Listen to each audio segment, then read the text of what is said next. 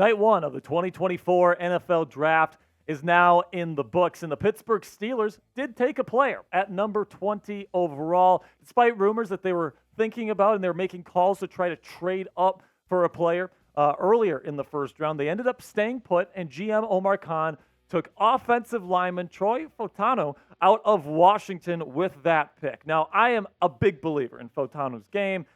Tom Downey, our lead Chat Sports NFL draft analyst, has him listed as a guard, the number one guard in this class, his 12th overall player. I actually think he's got more of a mold as a tackle where, he's not necessarily the biggest guy in the world, but he's got long arms, so he can absolutely play tackle, and he's absolutely a tactician as a pass protector with his feet, with his hand placement. Everything that he does to protect the passer is awesome. He plays with great athleticism, so he's going to be able to really fit into this wide zone run scheme that Arthur Smith, the new offensive coordinator here in Pittsburgh, is going to want to do. Here is Tom Downey's scouting report on Fautanu. He says, not the usual offensive tackle build, but has great length. Absolutely. So listen, you usually want guys that are a little bit bigger, sure, but if they have the arm length and they have the ability to hold up, especially against the bull rush like Fautanu can at his size, I think that he is more than capable of playing left tackle in the National Football League, especially in a system like the Steelers where they run a lot of wide zone run scheme, where they want to really get a true pass protector on the left side of the offensive line. We'll talk about why he's definitely playing left tackle later in today's show, but also he brings a lot of versatility in terms of lots of value as a puller. So if you want to run, power or gap, and you want to move him from left tackle and you want to really run him into somebody, plays with a lot of ferocity, plays with a lot of violence, and I really like what Troy Fautanu brings to the table here for the Pittsburgh Steelers as a starting left tackle option for them moving forward. You look at his grades last year, the overall grade is 75.5. The pass block grade was excellent at 88.2. Now, the run block grade is a little bit lower at 62.6, but I definitely think that he's probably a better fit for this run scheme that they're going to be running in Pittsburgh, where they're going to be running a lot more wide zone, where he's going to be able to affect people horizontally, whereas there in Washington, it was mostly a vertical run game where they were expecting a smaller guy like Fautanu to really move people off the spot. Because he's a smaller guy, he's not really going to do that, so that's why it's a little bit lower on the run block grade. I expect his run block grade here in Pittsburgh to be even better than what it was in Washington, and I do expect the pass block grade to be right around where it was in college heading into the league. Now, grade the pick for me down there in the comments section. Give me an A, give me a B, give me a C, give me a D, or give me an F. This is going to be the pinned comment on today's show, so YouTube's going to throw you an ad break here in just a couple of seconds. When that happens, take advantage of that time by grading this pick. For me personally, I'm going to give this an A for Troy Fautanu.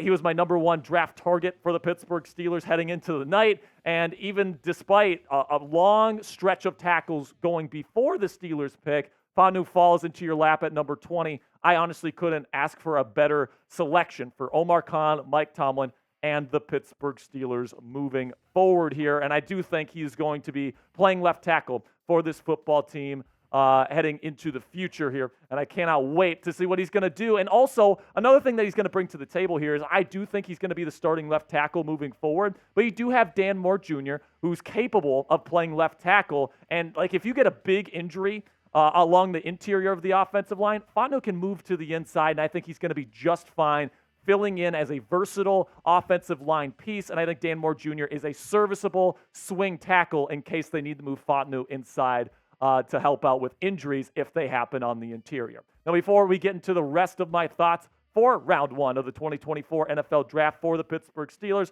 I want to have a word from our sponsor here at Mando Whole Body Deodorant. Get $5 off a starter pack today when you use code CHAT at shopmando.com. Ditch the soap and step up to the plate with Mando Whole Body Deodorant today. It's developed by a doctor, and this game-changing formula is safe for your entire body and knocks out odor like a champ. Mando is made with mandelic acid, which picks off odor at the source, keeping you fresh for up to 72 hours. Mando is available in solid sticks, invisible cream, body wash, cleaning bars, and deodorant wipes for on-the-go use. Don't let foul balls ruin your game. Switch to Mando and keep your body odor in fair territory by taking advantage of their special offer for new customers of $5 off their best-selling starter pack when you go to shopmando.com and use code CHAT. I've got a tube here of their Invisible Cream deodorant, which is perfect to put anywhere on your body that maybe has a little bit extra stench on it. Just get rid of it. It's nice and fresh afterwards. It's fantastic, and I highly recommend Mando's products because it's really helped my life here at Chat Sports, because before, there's a lot of stinky guys here at Chat Sports. Now, not so much, thanks to our friends at Mando. Mando's starter pack is perfect for new customers. It comes with a solid stick of deodorant, cream tube deodorant, 2 free products of your choice like mini body wash, which I highly recommend, by the way, and deodorant wipes as well, plus free shipping. Luckily, I have a discount code to help you get hooked on my favorite smelling whole body deodorant on the market today. New customers get $5 off a starter pack with our exclusive code, and that equates to over 40% off your starter pack. Use code CHAT at shopmando.com. That's SHOPMANDO.com. A big thanks to Mando Whole Body Deodorant for sponsoring today's show. Now, taking a look at the offseason profile here, of course, you add Patrick Queen, you add Russell Wilson, now you're adding Troy Fautanu to the mix here. There's still some needs, no doubt about it, for the Pittsburgh Steelers heading into day 2. You have 3 picks. Okay, you got pick number 51, pick number 84, and pick number 98. And you still have 3 pretty big needs at wide receiver, cornerback, and then interior offensive lineman. So I don't really expect the Steelers to be trading up or anything like that, but they're definitely going to be looking to use these 3 picks to address their 3 final really big needs on this roster. Let's take a look at the top wide receivers available, because there's plenty of really good wide receivers that the Steelers could target tomorrow. Ladd McConkey is the number 1 guy on Tom Downey's big board, still available. Adonai Mitchell out of Texas somehow escaped the first round as well. Keon Coleman out of Florida State might be a good fit with his ability to run block and run after the catch. Roman Wilson from Michigan has been linked to the Pittsburgh Steelers a number of times, has a connection with Mike Tomlin that goes back since his high school days. Troy Franklin, not sure he's going to be a target. Jalen Polk has been connected to the Steelers quite a bit. And I actually really like the fit with Malachi Corley at wide receiver. Watch out for him in round 2 at number 51 if the Steelers decide not to trade up. So listen, man, you got wide receiver, and then also corner. Cooper DeJean fell to round 2. So there's definitely some good players that are going to be available at the top of round 2 tomorrow evening. Now, which guys are going to fall to the Steelers at 51? I'm not too sure. I guess we're going to have to find out in that regard. But they're definitely going to have to address these needs that they still have. And honestly, guys, when I'm looking at the situation right now, I think it's probably more likely here, especially because Brandon Ayuk was not dealt today to the Pittsburgh Steelers. So after today, I think the chances go down pretty significantly.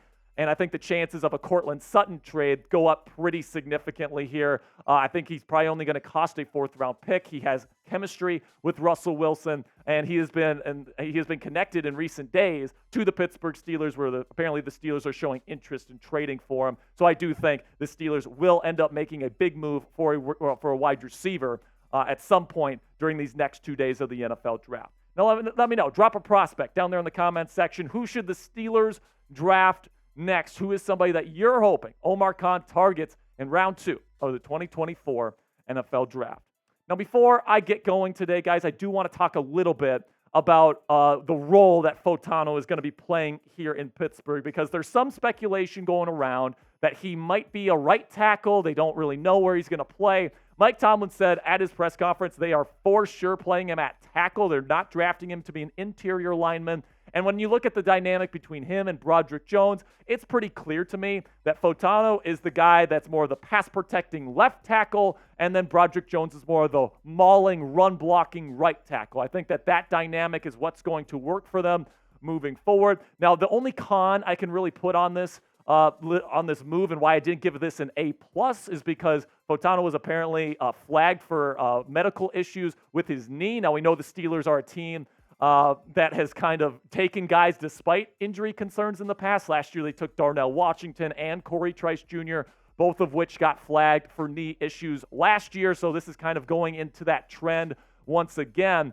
So is it possible that Fautanu just is always hurt and he's never on the field and that knee is always going to be an issue? Sure, it's a possibility, but you look at the type of player that he is, and I had him as a top 3 offensive tackle prospect in this year's class. He was my number 1 draft target heading into the night tonight, and you end up landing him at number 20. You don't have to trade up for him. I think that's a hell of a value and a hell of a steal, and I think he's going to be a great Pittsburgh Steeler. Now, that'll be it for today's show, guys. I appreciate all of your support. Make sure you click that subscribe button if you haven't already. We're going to have extensive coverage of the Pittsburgh Steelers 2024 draft. Breaking news coverage for every single pick. We're going to be going live tomorrow. Coop and I are going to be going live tomorrow to react live to all the top picks tomorrow for the Pittsburgh Steelers. And also tomorrow morning, before we get going on day 2 of the NFL draft, I have a day 2 mock draft for the Pittsburgh Steelers to share with you guys. So for all that content, make sure you click that subscribe button right now and join our family.